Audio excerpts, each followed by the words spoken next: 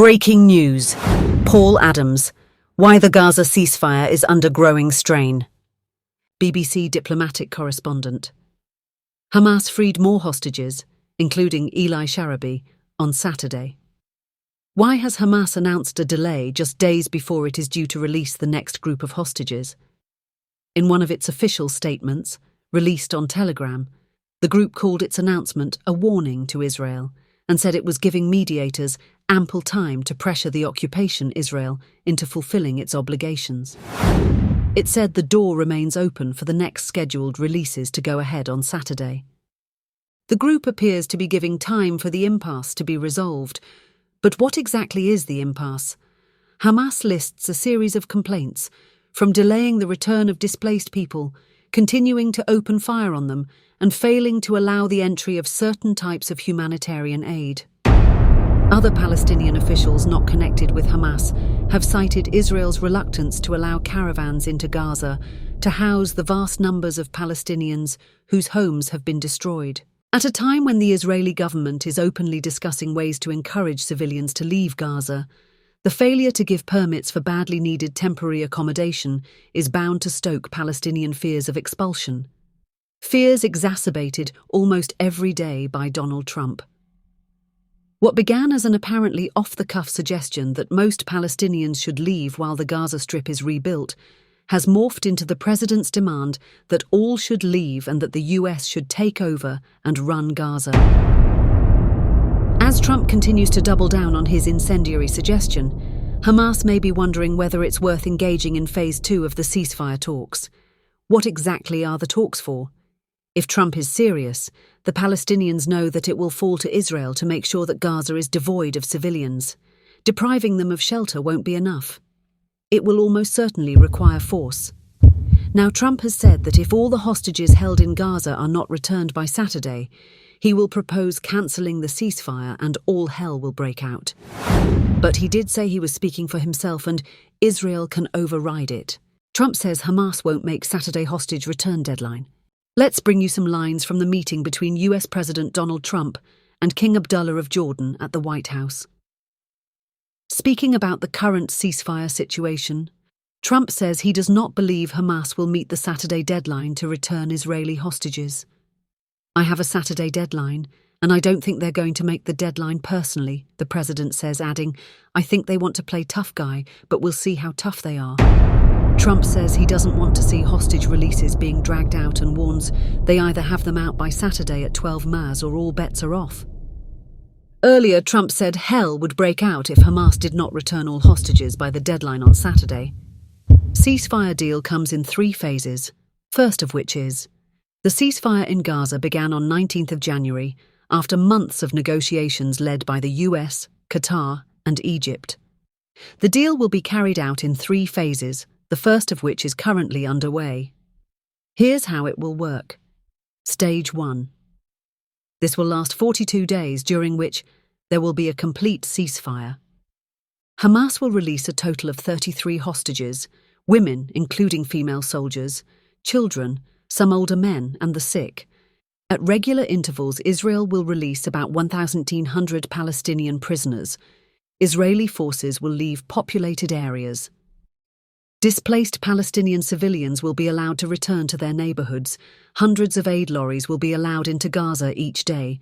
Israeli troops will remain in Gaza's border areas, including the southern Philadelphia corridor, but will leave the Netzarim corridor, a military zone cutting off the north of Gaza from the south. Stage 2. 16 days after the start of Stage 1, negotiations will begin on the second stage, during which a permanent ceasefire will be established. Remaining living hostages in Gaza will be exchanged for more Palestinian prisoners. Israeli forces will make a complete withdrawal. Stage 3. The final part of the agreement will see the return of all remaining bodies of dead hostages, the reconstruction of Gaza, which is expected to take years. As we just reported, Israeli Prime Minister Benjamin Netanyahu has said the ceasefire in Gaza will end and the Israeli military will return to intense fighting until Hamas is finally defeated if the group does not free the hostages from Gaza by Saturday noon. It is not clear from his statement how many of those hostages he is demanding are released. So far, 16 Israeli hostages have been freed in exchange for hundreds of Palestinian prisoners held in Israeli jails since 19th of January. Hamas has also handed over 5 Thai hostages. There are remaining 17 Israeli hostages supposed to be released in the first phase of the ceasefire, although Israel says 8 are dead. 3 living hostages were due to be freed on Saturday, until Hamas said it was suspending the release. Ceasefire ultimatum and praise for Trump. Netanyahu's statement in full. We can now bring you Benjamin Netanyahu's statement in full. Here's what the Israeli Prime Minister says. I have just concluded an in-depth 4-hour discussion in the Political Security Cabinet. We all expressed outrage at the shocking situation of our 3 hostages who were released last Saturday. We all also welcomed President Trump's demand for the release of our hostages by Saturday noon, and we all also welcomed the President's revolutionary vision for the future of Gaza. In light of Hamas's announcement of its decision to violate the agreement and not release our hostages, last night I ordered the IDF to amass forces inside and around the Gaza Strip. This operation is taking place at these hours. It will be completed in the very near future. The decision that I passed unanimously in the Cabinet is this. If Hamas does not return our hostages by Saturday noon, the ceasefire will be terminated, and the IDF will return to intense fighting until Hamas is finally defeated. In another news, Elon Musk's net worth dropped below the $400 billion mark for the first time in 2025 after shares of Tesla, which make up over 60% of his wealth, slumped 27% from December. Elon Musk's net worth fell below the $400 billion mark for the first time in 2 months, dragged down by a double-digit slide in Tesla Inc.'s share price. The electric vehicle, EV giant stock has fallen 27% after hitting an all-time high in mid-December over hopes that the Doge chief's proximity to US President Donald Trump would boost the company's fortunes. According to the Bloomberg Billionaires Index, Tesla shares and options comprise over 60% of Musk's wealth, which peaked at $486.4 billion on December 17th, after Trump's election. Last week was Tesla's worst since early October, with shares dropping 11% after reporting poor monthly sales. Deliveries in Germany tumbled 59% to the lowest levels since 2021, while China sales fell 11.5% from a year earlier amid competition from regional rival BYD Co. The shares dropped for the 4th straight day in New York trading, sliding 3% to $350.73. Musk's political reinvention was a key driver for Tesla stock post-election, and the 53-year-old billionaire has devoted most of his attention to Washington since Inauguration Day. While Musk's Tesla stake still makes up the largest portion of his $394.6 billion net worth, its recent decline, paired with record funding rounds for Musk's other companies, including XAI and SpaceX, means that the EV carmaker is contributing a relatively smaller share to his fortune. According to Bloomberg, Musk's 42% stake in SpaceX is currently worth $136 billion, or roughly the same amount as the value of his shares at market close. The Doge chief is also leading a consortium of investors making an unsolicited bid to buy OpenAI, the company behind ChatGPT, for almost $95 billion, citing Musk's attorney Mark Toberoff. OpenAI's CEO Sam Altman rejected the offer in a post on Musk's X social media platform. The chief executive of ChatGPT owner OpenAI says it is not for sale after a $97.4 billion, $78.4 billion takeover bid from a consortium of investors led by Elon Musk. Sam Altman, who co-founded OpenAI with Musk before a public falling out led to Musk's departure, was speaking at the AI Action Summit in Paris. We are an unusual organization, and we have this mission of making AGI, artificial general intelligence, benefit all of humanity, and we are here to do that, Altman said in an onstage interview. When asked to define AGI, Altman said, most people use it to mean like really strong, powerful AI systems. Musk's attorney, Mark Toberoff, confirmed he had submitted the bid for all OpenAI's assets to its board on Monday.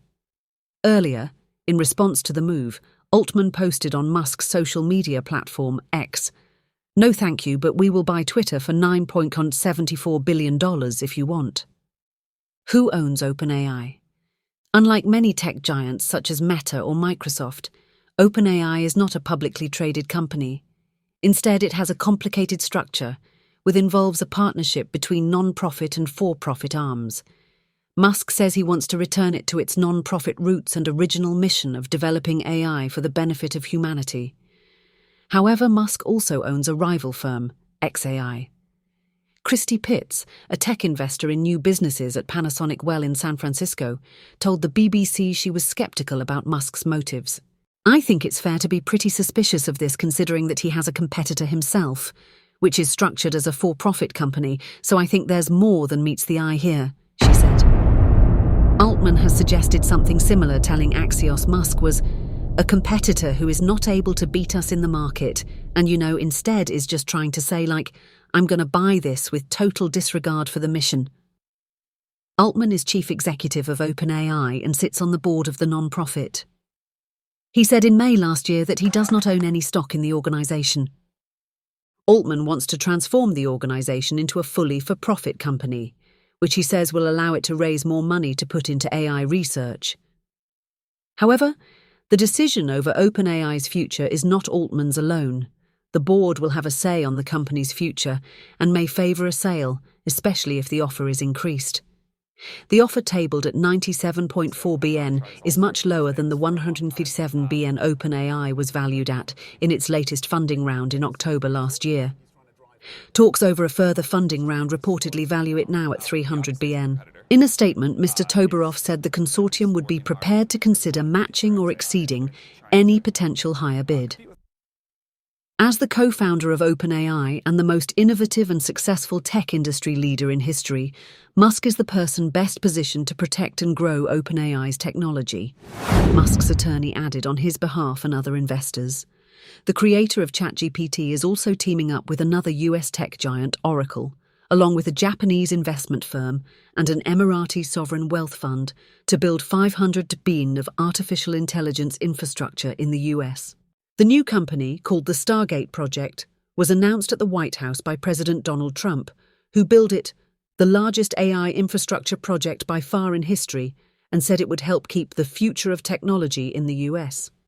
Musk, despite being a top advisor to Trump, has claimed the venture does not actually have the money it has pledged to invest, though he has also not provided any details or substantiation for the comments. In conclusion with our news, World News Live today, February 11, 2025. Mötley Crue's Vince Neil's jet collides with parked plane, killing pilot, injuring singer's girlfriend. The arriving jet veered off the runway and collided with the Gulfstream 200 jet that was parked on private property. One person was killed, and others were injured when a private jet owned by Mötley Crue singer Vince Neil collided with another jet Monday afternoon at the Scottsdale Airport in Arizona, authorities said. Neil's jet was landing at the airport when it veered off the runway and collided with another parked plane, Neil's representative Warwick Robinson IV said in a statement. There were 2 pilots and 2 passengers on Neil's plane, but he was not among them. Mr. Neil's thoughts and prayers go out to everyone involved, and he is grateful for the critical aid of all first responders assisting today, Robinson said. The arriving jet veered off the runway and collided with the Gulfstream 200 jet that was parked on private property, according to Kelly Quester, Aviation Planning and Outreach Coordinator at the Scottsdale Airport. It appeared that the left main landing gear of the arriving jet failed, resulting in the collision, she said. Quester said 4 people were on the arriving jet, which had come from Austin, Texas, and 1 person was in the parked plane. 2 people injured in the collision were taken to trauma centers, and 1 was in stable condition at a hospital, Scottsdale Fire Department capped, Dave Folio said. He said they were working to recover the body of the person killed in the collision. Our thoughts and prayers go out to everybody involved in this, Folio said. The runway has been closed and will remain closed for the foreseeable future, Koester said. Scottsdale Mayor Lisa Borowski said in a statement that she is closely monitoring the situation and is in touch with the airport, police and federal agencies. On behalf of the City of Scottsdale, we offer our deepest condolences to those involved in the accident and for those who have been taken to our trauma center for treatment, she said. We will keep all affected by this tragedy in our prayers. The airport is a popular hub for jets coming in and out of the Phoenix area, especially during big sports weekends like the Waste Management Phoenix Open Golf Tournament, which attracts huge crowds just a few miles away. The Scottsdale collision comes after 3 major US aviation disasters in the past 2 weeks. A commercial jetliner and an army helicopter collided near the nation's capital on Jan 29, killing 67 people. A medical transportation plane crashed in Philadelphia on Jan 31, killing the 6 people on board and another person on the ground. And last week, a small commuter plane crashed in western Alaska on its way to the hub community of Nome, killing all 10 people on board. Kindly hit the like button to show your support. Share it with your friends and family to spread our eye-opening extra narrative. And don't forget to follow us, to stay tuned for more, and tell us something we don't know. The comments section is open. God bless you.